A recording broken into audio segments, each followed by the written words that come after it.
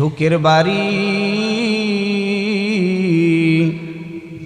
সুখের সংসার সাজাইয়া, সকলে আমার সাথে গান। সুখের বাড়ি, এই মনে ওটার বাড়াও। সুখের সংসার সাজাইয়া কখন জানি যাইতে হবে সব ছাড়িয়া, কখন জানি যাইতে হবে সব ছাড়িয়া। সুখের বাড়ি সুখের সংসার সাজাইয়া,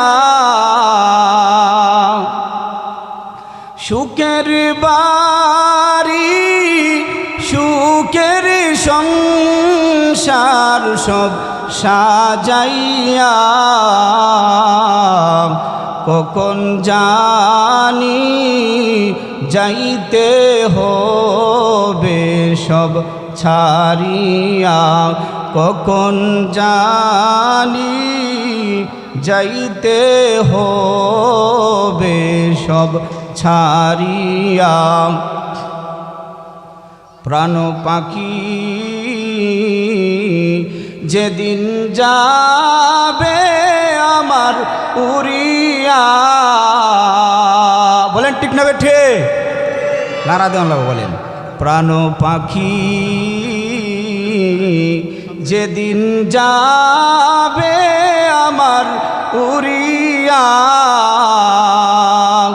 শূন্য দেহ মাটিতে থাকবে পড়িয়া, শূন্য দেহ মাটিতে থাকবে পড়িয়া।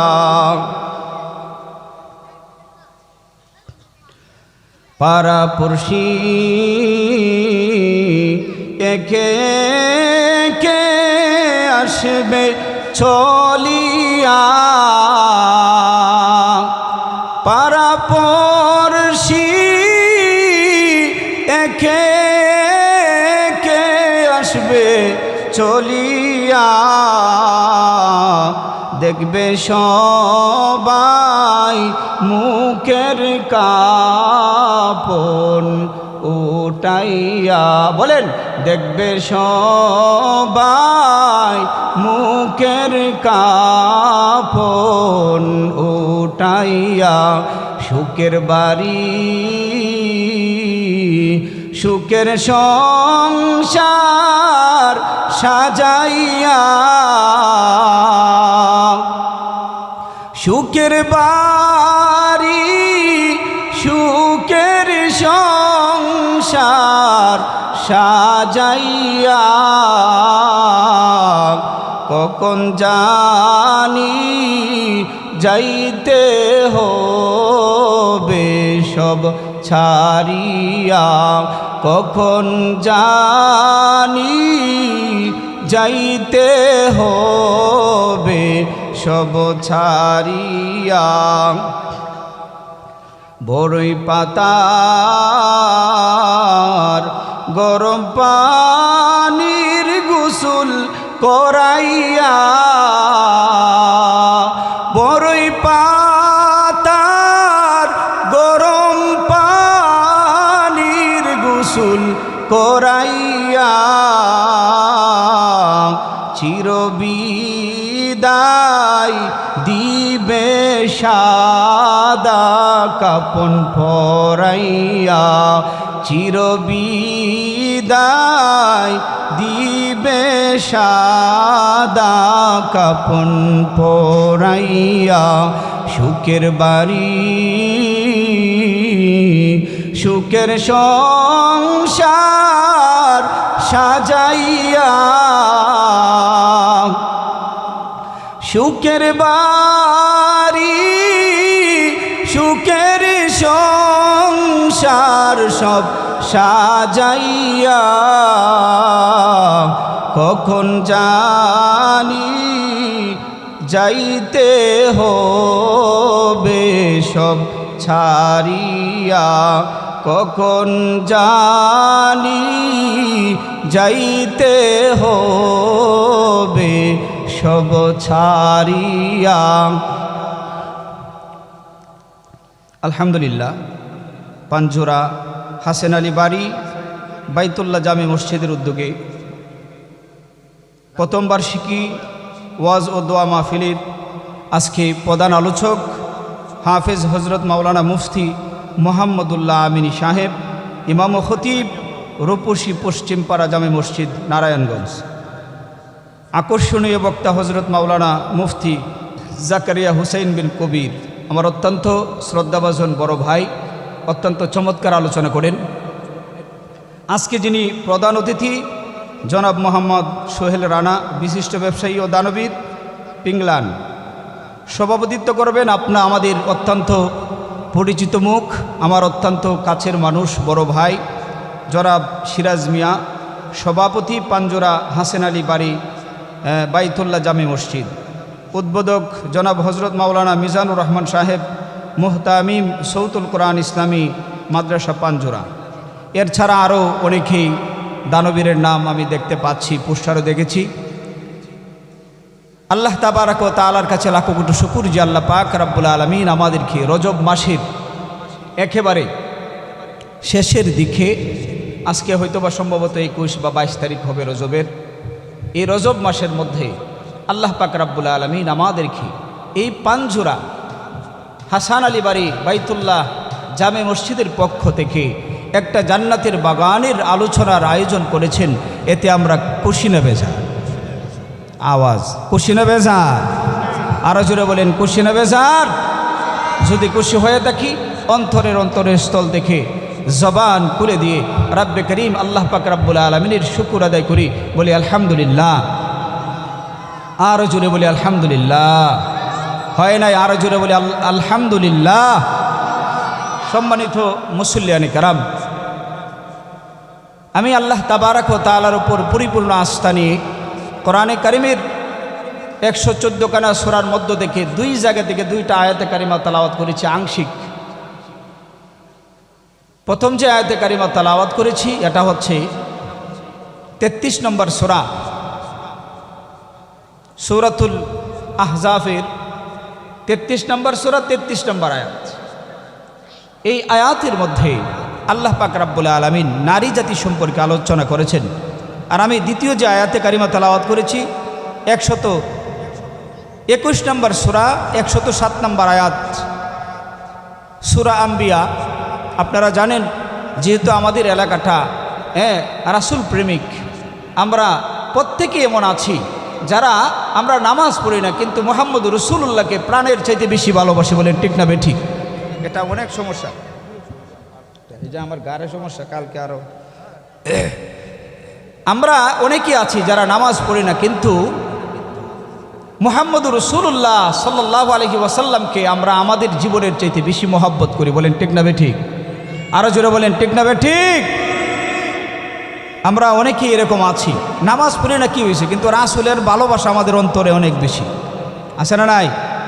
আরো জোরে বলেন, আছে না নাই? এই রাসূল সাল্লাল্লাহু আলাইহি ওয়াসাল্লাম সূরাতুল আম্বিয়া যে আয়াতে কারিমা তেলাওয়াত করেছি, আল্লাহ বলেন ওয়ামা আরসালনাকা ইল্লা রাহমাতাল লিল আলামিন। রাসূল পাক সাল্লাল্লাহু আলাইহি ওয়াসাল্লামকে আল্লাহ পাক রব্বুল আলামিন জগৎ সমূহের রহমত হিসাবে প্রেরণ করেছেন। আল্লাহু আকবার জোরে বলেন।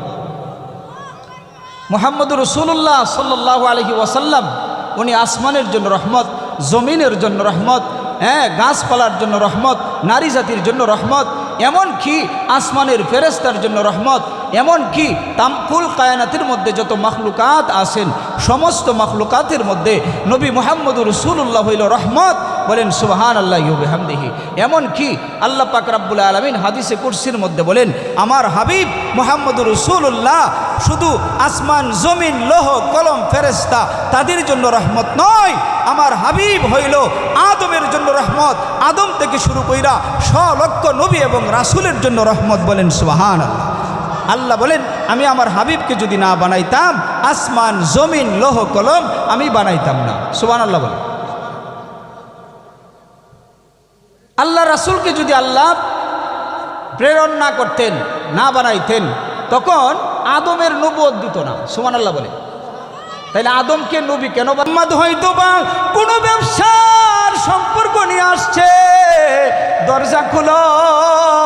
মায়ার নবী বলার পর দরজাটা খুললেন ইহুদি।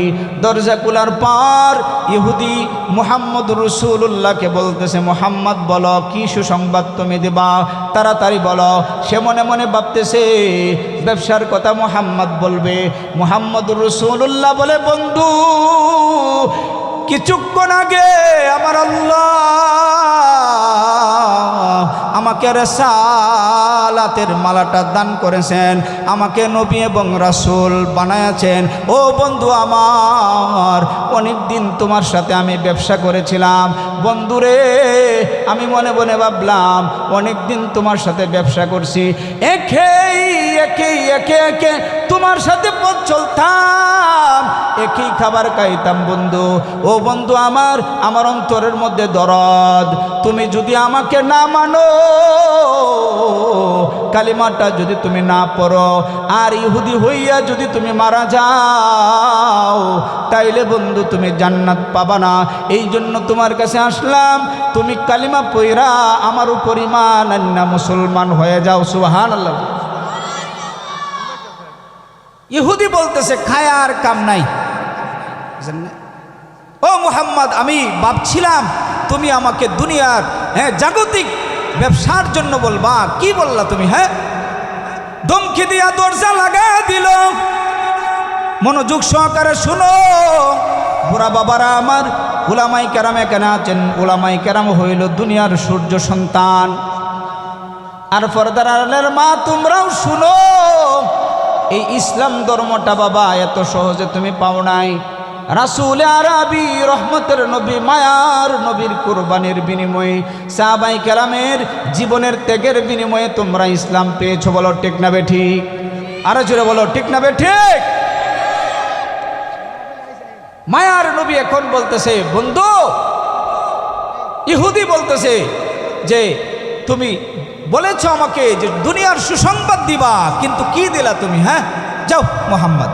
দরজা লাগায়া দিছে, দরজা ইহুদি লাগায়া দিছে, কিন্তু মুহাম্মদুর রাসূলুল্লাহ বাড়িতে চলে গেছে। খাদিজা বিনতে খুয়াইলিদ বলতেছে, স্বামী আমার খাও, স্বামী আমি খানা বাড়লাম, তুমি এটা বক্ষণ করো। মুহাম্মদুর রাসূলুল্লাহ খাইতে পারে না। একজন ইহুদির জন্য মুহাম্মদুর রাসূলুল্লাহর কত পাগল! সুবহানাল্লাহ। ইহুদির জন্য রাসূল পাগল, কারণ হইল ইহুদি হইল মুহাম্মদুর রাসূলুল্লাহর উম্মত। আল্লাহু আকবার বলেন। মুহাম্মদুর রাসূলুল্লাহ তামাম পৃথিবীর জন্য যত মানুষ আসবে কিয়ামত পর্যন্ত, কোন নবীর নবুয়ত এখন আর জারি নাই। মুহাম্মদুর রাসূলুল্লাহর নবুয়ত, রিসালাত কিয়ামত পর্যন্ত জারি থাকবে। বলো আল্লাহু আকবার। মুহাম্মদুর রাসূলুল্লাহ বলতেছে, খাদিজা বলে, হাবিব, ওগো আমার পয়গম্বর, খানা কেন কান্না? মায়ার নবী বলে, চিন্তা খাই না রে খাদিজা, আমার চিন্তা ধরছে। কিসের চিন্তা? এখন আমি খাইব না, খানাটা রাখো। মায়ার নবী সকালের খানা না খাইয়া দুপুরের সময় ইহুদির বাড়িতে চলে গেছে। আল্লাহু আকবার বলেন। কত দয়া!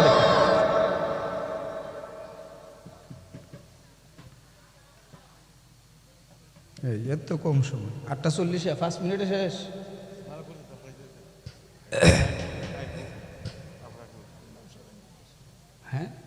এখন কি আইব?